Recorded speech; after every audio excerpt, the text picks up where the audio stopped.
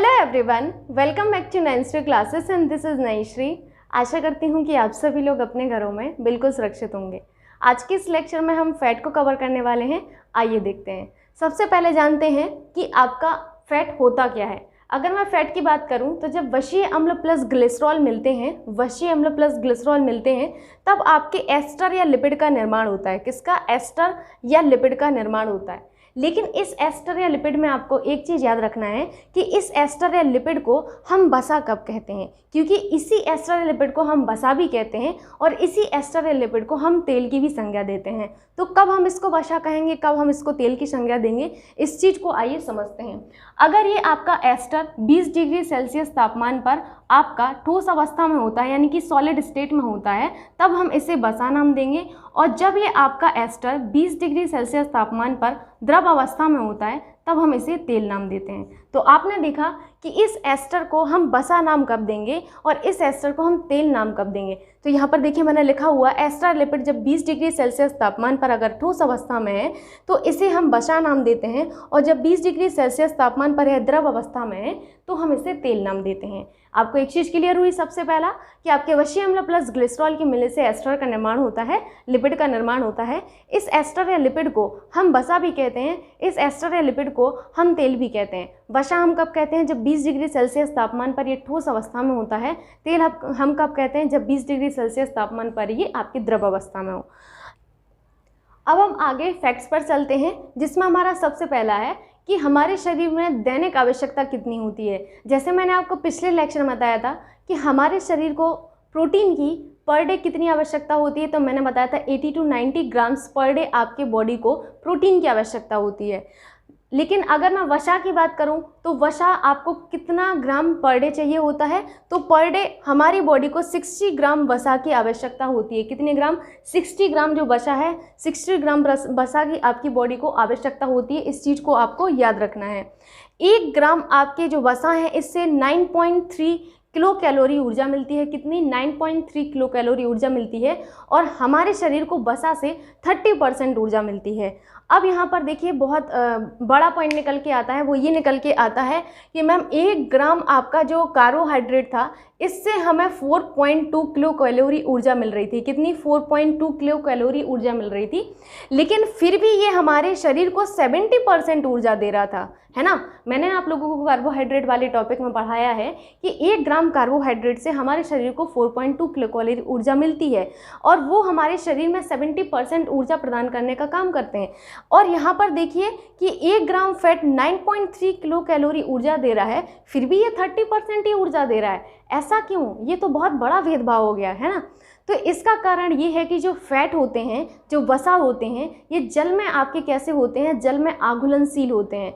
जल में आघुलनशील होते हैं। कार्बोहाइड्रेट हमारे जल में घुलनशील होते हैं। वसा को अगर आपको घुलनशील बनाना है जल में, तो उसके लिए आपका काम आता है पित्तरस। जो पित्तरस होता है, पित्तरस ही आपके वसा को जल में घुलनशील बनाने का काम करता है। जब आपके इस वसा को जल में घुलनशील बनाया जाता है तो इस प्रोसेस को ही हम इमल्सीकरण कहते हैं। जब कभी आपके पित्तरस के द्वारा आपके वसा को जल में घुलनशील बनाया जाता है तो इसको हम क्या कहते हैं? इमल्सीकरण कहते हैं। इस टर्म को भी आपको याद रखना है, इमल्सीकरण।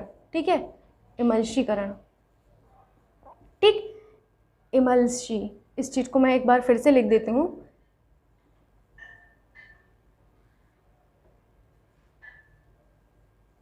ठीक है, इमल्सीकरण। मैं फिर से इस चीज़ को बता देती हूँ। मैंने ये कहा है कि वसा जो होते हैं वो आपके जल में आघुलनशील होते हैं, जबकि कार्बोहाइड्रेट आपके जल में आघुलनशील नहीं है। वसा को अगर आपको जल में घुलनशील बनाना है तो वसा को जल में घुलनशील बनाने का काम पित्तरस का होता है। किसका होता है? पित्तरस का होता है। ये जो पित्तरस है, ये पित्तरस ही आपका जो है इस वसा को जल में घुलनशील बनाने का काम करता है। जब कभी भी पित्तरस के द्वारा आपके वसा को जल में घुलनशील बनाया जाता है तो इसको हम क्या कहते हैं? इसको हम इमल्सीकरण कहते हैं। इस प्रोसेस को इमल्सीकरण कहा जाता है। याद रखिएगा आप लोग इस चीज़ को। ठीक, नेक्स्ट यहाँ पर पॉइंट लिखा है मैंने कि वसा जल में आघुलनशील होते हैं। वसा की सबसे छोटी इकाई वशीय अम्ल और आपकी क्या होती है, ग्लिसरॉल होती है। ये नया पॉइंट था यहाँ से, ठीक है। वसा की जो सबसे छोटी इकाई है वो क्या होती है, देखिए वसा की सबसे छोटी इकाई जो होगी वशीय अम्ल होगी और आपकी क्या होगी, ग्लिसरॉल होगी। याद रखिएगा आप लोग कि वसा की सबसे छोटी इकाई जो होगी वो हमारी आपके बेसिकली क्या होगा, वो होगा हमारा वशीय अम्ल और ग्लिसरॉल होगा हमारा वसा की सबसे छोटी इकाई मानी जाएगी। याद रखिएगा वसा के जो अणु हैं वो आपस में एस्टर बंध से आपके बंधे होते हैं। किस बंध से, एस्टर बंध से।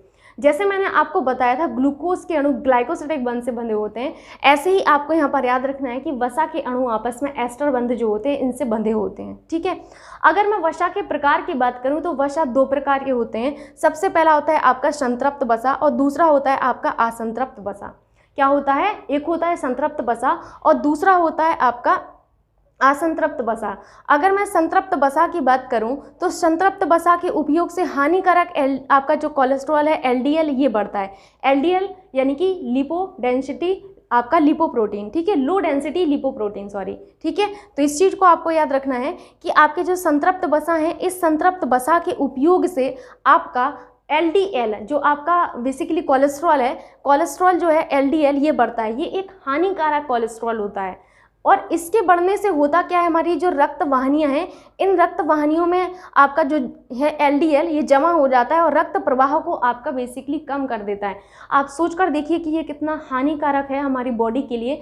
अगर हमारे शरीर में आपका जो कोलेस्ट्रॉल है एलडीएल, हानिकारक कोलेस्ट्रॉल एलडीएल ये बढ़ जाएगा तो हमारी जो रक्त वाहिनियाँ हैं इन रक्त वाहिनियों में हमारा जो रक्त का प्रवाह है ये आपका कम हो जाता है। और अगर रक्त का प्रवाह कम हो जाएगा तो इस चीज़ का प्रभाव आपकी पूरी बॉडी पर पड़ता है, आप सभी को पता है। तो इससे ये एक कारण ये भी होता है कि आपकी बॉडी में आपके मोटापा जो है ये बढ़ जाता है। तो याद रखिएगा कि हृदय रोग और मोटापा जैसी समस्या जो है आपकी इसी के कारण होती है, क्योंकि हानिकारक जो कोलेस्ट्रॉल है आपका एलडीएल ये आपका बढ़ गया है। तो इसकी वजह से क्या होगा, रक्त आपका जो है प्रवाह कम हो रहा है। रक्त प्रवाह कम होगा तो सबसे पहले तो आपका जो हृदय संबंधी रोग है वो होंगे, दूसरा आपका मोटापा होगा, ठीक, क्योंकि आपका एलडीएल जम गया है जिस वजह से मोटापा हो रहा है। और आपकी रक्त वाहिनियों में जमने के कारण हो क्या रहा है, रक्त वाहिनियों में जमने के कारण रक्त का प्रवाह रुक रहा है जिस वजह से हृदय रोग हो रहे हैं। तो दोनों को आप रिलेट कर पा रहे हैं कि नहीं, इस चीज़ को समझिए, ठीक है।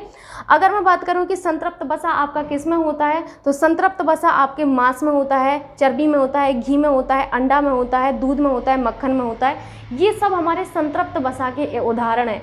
आप लोगों ने देखा होगा जब कभी भी ऐसे व्यक्ति जिनको मोटापा से रिलेटेड प्रॉब्लम होती है या फिर हृदय रोग होता है तो उनको डॉक्टर मना करता है कि ना तो आप मांस खाइए, ना आप चर्बी, ना घी, और आपको दूध, घी, मक्खन ये सब उसको बंद कर दिया जाता है। क्यों? क्योंकि ये सब हमारे संतृप्त वसा के उदाहरण हैं और ये सब हमारी बॉडी में क्या करते हैं, आपके हानिकारक कोलेस्ट्रॉल एलडीएल को बढ़ा देते हैं, ठीक है। इसीलिए सजेशन दिया जाता है कि आप इन सभी चीज़ों को साइड में कर दीजिए थोड़े दिन।